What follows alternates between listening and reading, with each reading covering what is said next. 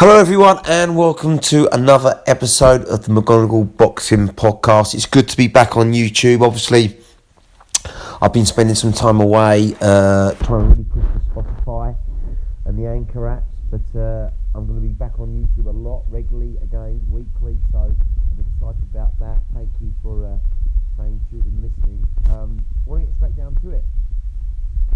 So obviously, it's been a busy week, and I know I'm a week out, but I just wanted to touch base on the Chisora Fury fight, which, as we all know, was very one-sided, very predictable, very dominant from Fury, just too big, just too good, too versatile, and just covers the range, doesn't he, so well. Didn't let Chisora, who, brave and tough, but very dimensional, you saw him coming and everything, didn't he?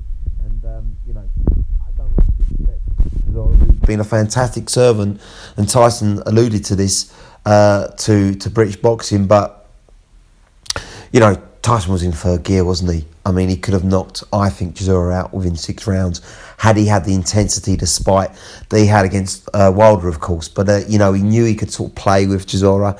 And I think he didn't want to hurt him. Generally didn't want to hurt him. It reminded me of Holmes versus Ali in many ways, where it was kind of like pulling punches a little bit, going to the body,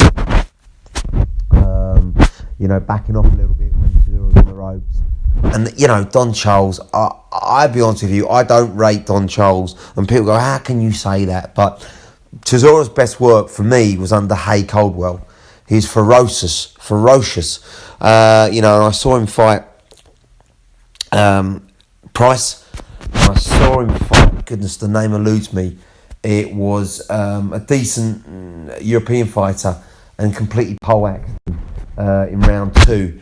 I never forget that. And of course the Takam fight, that was for me the Chisora, which almost peaked Chisora later on in his career. But since then, whenever he goes back to Don Charles, he just looks a bit out of shape, looks a bit flat, unmotivated. You need someone to cheer him up. You need to keep him on him. Now, I mean, I know Hay said it was exhausting doing that, and that's why ultimately they parted ways. But when Chisora's got that, even against Usyk, you can see he's a different animal, but quite flat, quite passive against Tyson. Almost took the defeat, didn't he, when the ref waved it off. But, I'd like to see Chisora retire now. I mean, what else has he got to prove? He's not going to win a world title. But, he's in that crux position where he's above European. Well, he might not be now, but he was, but not well elite. So, he's made enough money. He's fought everyone, hasn't he, over the last 10 years.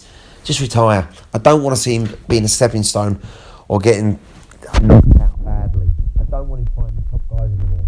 He's going to fight, I'd like to see him fight one more sponsor where he's favourite to win. Favourite to win the fight. Nice payday. Maybe against Bade Allen. Maybe against Laney. Someone who's been cleaned out. Someone he can beat. Not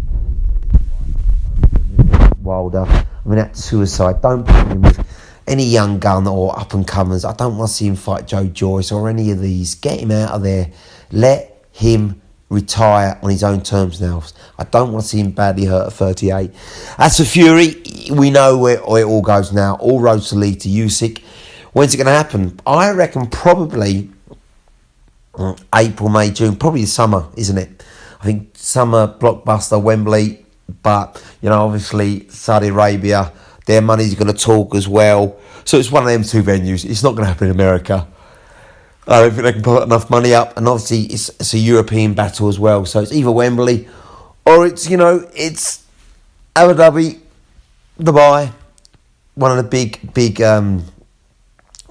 big bidders, really, isn't it? I've probably seen it in Saudi, which it'll be interesting for Fury. I don't think he's ever fought there. Humidity. Obviously, Usyk just fought Joshua there. So, that might give Usyk a little bit advantage. But I still think Fury will be too big, too strong for Usyk. I really do. As good as Usyk is, size does matter eventually. Especially against a good big man.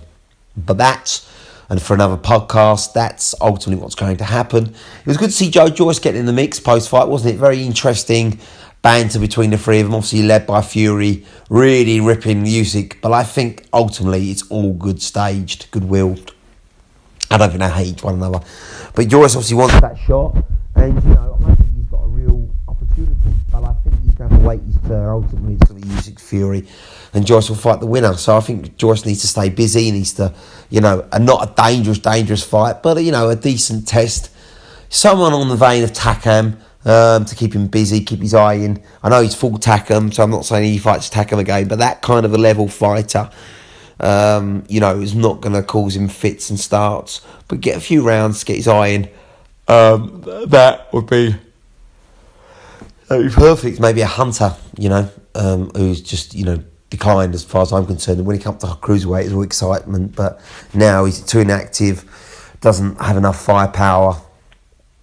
So something like that would be good for Joyce, keep him busy, and obviously he'll probably get his shot in the winter next year. But exciting times for the heavyweight division, but ultimately it's time for Chisora to have one swan song fight, which is favourite. As for Fury, let's get Usyk, let's get it on in the summer for the